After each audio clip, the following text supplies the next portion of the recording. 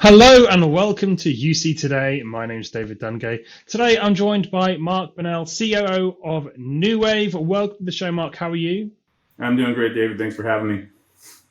Fantastic. So, off the back of our best Microsoft Teams applications month at UC Today, we're going to be talking about a little bit around security and vendor selection and supplier selection as well when it comes to really choosing those partners to work with to secure those Microsoft apps. But before we get into that conversation, Mark, give us a bit of a rundown of yourself and the business. Yeah, so again, I'm Mark Bunnell. I'm the Chief Operating Officer and co-founder here at Nuwave. So I handle all the day-to-day, operations of the global business, the customer experience, and then the architecture of our iPilot software platform. And, basically iPilot is a full service delivery platform for service providers all the way down through, enterprise and SMB customers. And we are just all about choice and giving customers and partners full control over their entire voice estate, whether that be, provisioning calling plans and things like that, or, devices, or just anything that comes to, being able to manage everyone's voice estate all up.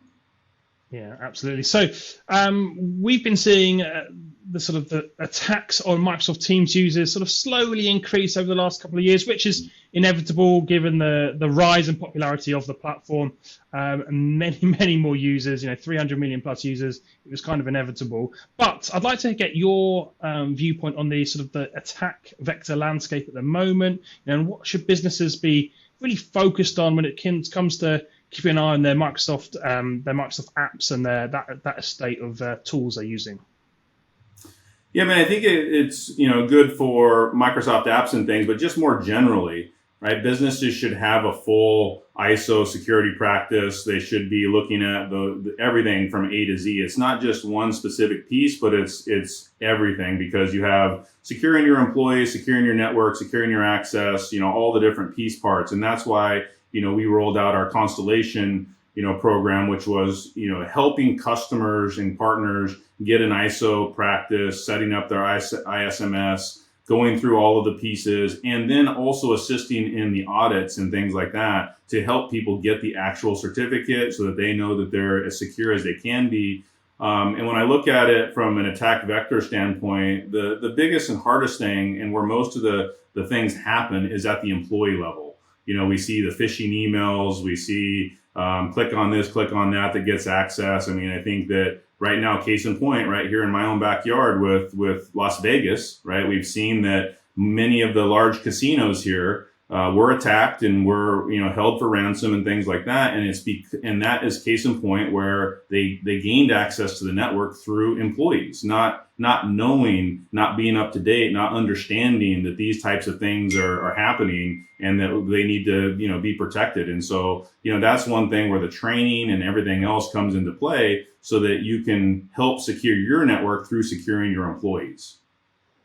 Yeah, absolutely. I'm consistently looking across the industry to see, who's offering what when it comes to security and these best practices and these like Constellation, if you like, to help people gain those certifications. It's really, really important. But I do think there's a bit of Me Too going on in the industry as well, or Me Too syndrome, as I like to call it, where potentially, you dig under the surface a little bit, and some of those offerings, which can seem similar on the surface, can be quite different once you get underneath there.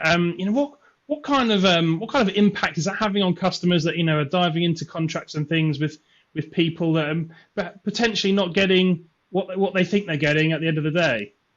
Mm-hmm, mm-hmm. I think that's one of the things that frustrates me the most about our industry, is that there's always kind of been a fake it till you make it, or just not actually having everything that you say that you'll have in hopes that you'll have it at some later point, trying to get the sale, trying to message to keep up with your competition. And that's just not in our DNA. We don't understand, how to do that. We're an engineering first company. We've always, made things work before we market it, because the real killer is that businesses and partners are choosing vendors that are critical to their day-to-day operations. And if your vendor is not being truthful in what their capabilities are, you're making decisions that affect the livelihoods of everyone in your business. And so, we just can't do that. We can't allow that to happen. We not only for our own employees, but for our partners and our customers' employees. And we're just known for doing what we say we can do. And I think that that's fundamental. And that if you choose to say things that aren't true and you get a contract, I liken that to fraud. And we're just not about that. Yeah, and of course, doing your due diligence in this kind of landscape we find ourselves in becomes ever more important as well. Customers, it's difficult for customers to, I guess, do that digging underneath the surface. But do you have any advice for those companies who are really looking for a partner that really meets their requirements, and how they can really get to the crux of what's true, what's not? Yeah, from a security standpoint, it's actually pretty easy because you actually have to show, and you have your certificates, right? For our ISO, we've had to show our certificates. That's verifiable, and it's not about wordsmith or wordplaying on your website, right? And you cannot piggyback on someone else's certificates. So if you use Amazon or you use Azure, and of course they have ISO certifications, as a provider of service, Nuwave cannot piggyback on their ISOs. You have to have your own. And so from a customer standpoint, it's very easy from a security standpoint to really understand, is that happening? Do you have your certificate? And so that's easy to verify. The other thing I would say is that do live demos whenever possible. See the product in action. Don't look at PowerPoints, because everything looks great on a PowerPoint. Everyone can do amazing things on a PowerPoint. But when the rubber meets the road, it's about doing a live demo and seeing the features and the functions actually work. Yeah, and of course, roadmap becomes a really important aspect of selecting your partnerships as well. And maybe you could talk a little bit about that. How important do you feel that roadmap is? And you said there's a lot of fake it till you make it, but a lot of people are, they're saying things knowing that this is going to be in our roadmap down the line. But we all know things about roadmaps that can be pushed for months and months, sometimes years, for some features and functionality. What are you seeing there? And also let's talk about Nuwave and what's coming down the road there as well. Yeah, I think roadmap is absolutely key. You want to know as a customer that your company that you've selected for the services that they have today are robust, but you also want to know that you're future-proof. You want to know that they're constantly innovating, that they have a history of delivering feature sets when they say they're going to do it, and that you can see that you're not just stuck with what you have today. Our roadmap is very robust. We're always innovating. We always want to, know that the next great thing is going to be coming out. So whether that be, multi-vendor UC platform, I'll give you kind of 3 of our top 3 that's coming out here recently or in the future, really close. We have some really cool AI, products that are coming out. Obviously AI is a huge buzz. There's still some limited functionality in what it'll do, but we've been integrating, AI into iPilot, and that's coming out in the next, couple releases that we have. And we actually do a release every month. So when I say releases, it's very fast. It's not something that takes quarters or years to do. And then we have fixed mobile convergence across multiple platforms coming out, which is going to be pretty huge. And then Cisco WebEx, of course, coming out next month, which that's a little bit of a preview today. It's not really been widely announced, but something that's going to be really exciting as well for us.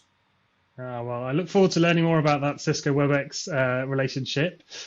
So, Mark, we're coming towards the end of the session today. Maybe we could sum up a little bit about, how our viewers today can really go about securing their Microsoft apps and their Microsoft estate. What should they be thinking about? Can you summarize that a bit of that for them? Yeah, I think it goes down to, we are a Microsoft supplier, and you have to sign up with them. You have to get what they call their SSPA, and there's minimum guidelines in order to be a supplier to Microsoft. You have to have your ISO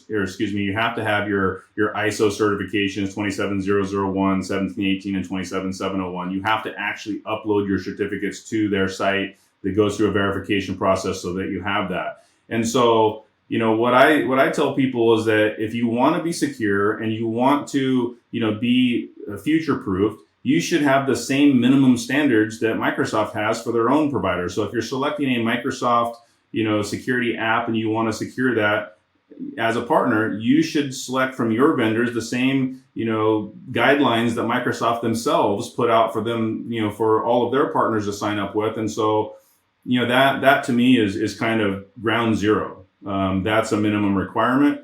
And then if you have that, then look at the technology, look at, does this technology fit your specific needs? And again, is the roadmap robust so that you know that when you select them, that you're going to, stay on the forefront of innovation, into the future.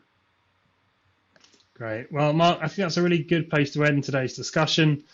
Thank you so much for joining me and sharing some of your insights. Yeah, thanks for having me. Appreciate it. And thank you for watching. Be watching me, David Dungay, on UC Today. If you like today's conversation, please give us a like and a share on social media. That's it from me. See you next time.